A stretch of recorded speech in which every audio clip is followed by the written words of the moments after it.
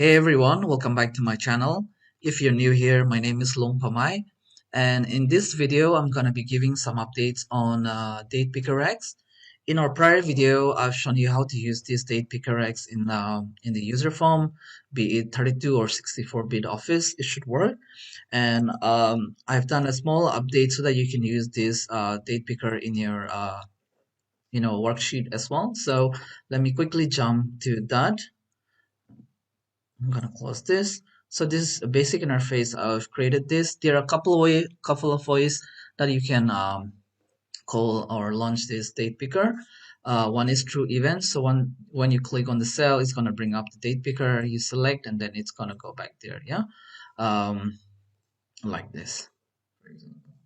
Or you can bring it through the button as well. You can put a calendar icon or like a button of your choice, and then you can trigger to bring this up. Okay, so basically only thing that you need to be aware of is when you're launching it through this one is easier, so let's go here. So you'll see this is sample code.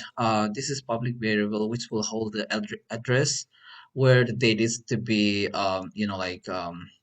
date output is going to go to. Okay, so it passes that address, the range address. As you can see in this example, we just want to fill uh, in D13, right? So I'm telling that that my output will be in this particular address, yeah, and then it shows up the user form, which is this, and then I've not done any changes to the code, so it's still the same. If you have not seen the prior video, I recommend that you see it first so that you understand how this date picker works. And so yep, when you click on this, you just need to pass the address where you want to like date to come back. For example, let's say that I'll just select this and create another, or let's say we want to create another button. Let me just create a shape, something like this, yeah. And let's say we want the date to come in here. I'll just delete this. Now I can just assign a code like this, and then I just need to pass this address, D15, okay, range, and then you can say C cell is equal to this dot address. So I'm telling that I want the date to be returned here, and then you just show this user form. Okay, so user form one dot show. That's it. So now when I click on here, it brings up this, and then when I click here, it returns the date here. Yeah, so it's as simple as that. But in case you want to use the events, you can use the worksheet events. So whatever sheet that you want to input the date to, you just go to that particular object. Let me add a couple of more sheets. Yeah, so let's say we want to add date here. I've already added sample here. So for example, if the count of like if the count is greater than, I mean, it's not equal to 0, then it's gonna exit. Okay, otherwise it's gonna find the intersection where you want to return a date. Basically, it's gonna pop up that date, and then it's gonna take the target address. So for example, if you want, let's try in a new area. So let's say that we want to bring in the date here, okay, in these four cells, like this. So just gonna copy this, and now we are in two, right? So I'll put this code in that particular sheet by going here, view code, and then I'll paste the code there. Now let's say that we want date picker to show up in D3 till D6. So I can just say D3. I'll just comment this line. I'll just use this one. So D3.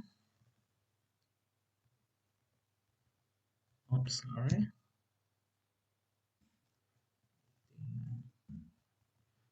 Okay, so from this 3 to this, oh, 6, sorry. From D3 to D6.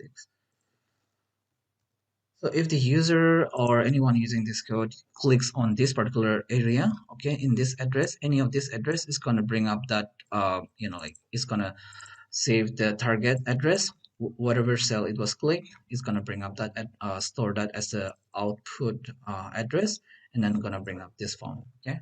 So if I click here now, it brings up the form. Similarly here, here, and here. Okay, but if I click somewhere else, it's not gonna do that. Now you can also use the other sample. For example, this one is for continuous range, right? And if your range are not continuous, let's say you want to do it. Just give me 1 second. Let's comment this out for now. Let's say we want to use it here, uh, and here and here. Yeah, so you can pass this address. So H3, 7, and 11. Okay.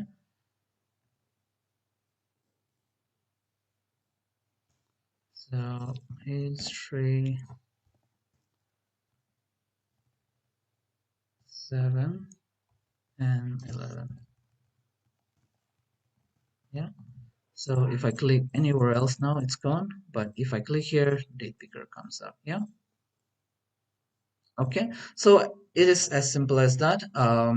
One thing I forgot to mention in our last video was that you can also specify the date format. So if your uh, Excel is supposed to, like take the UK date format or the US date format, you can specify it here. So basically, again, quick walkthrough. When the user form loads, it's going to load up all the date. And then you can, like navigate previous months, prior months. You can jump to the current date, for example. Okay.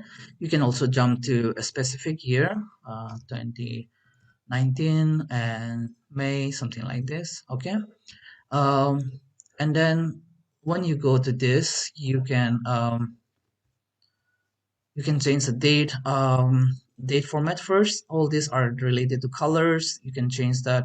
Basically, when you click on this particular any of these dates, it's gonna go to this class and it's gonna run this code. Okay.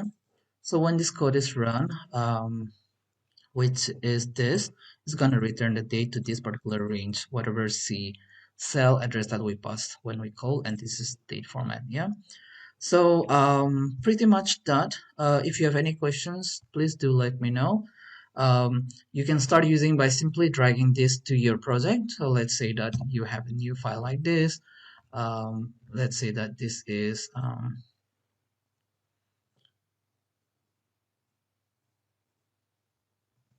sample project like this. So now this is my project, which is blank at the moment. You can simply drag this form into your project. Okay, and then this as well, DatePicker module and the class as well. Okay, so you need this tree into your project, and then you can, like we've just did a walkthrough, you can start using bypassing the, like in this fashion, or you can bring up the DatePicker in this fashion as well. Okay, so that will be all for this short video. I'll upload the, like the link from where you can download this as soon as possible. So do check it, download it, and if you don't mind, please share them with your friends so that everyone can benefit from this. Okay, so thank you so much for watching, and you do have a great day. Bye bye.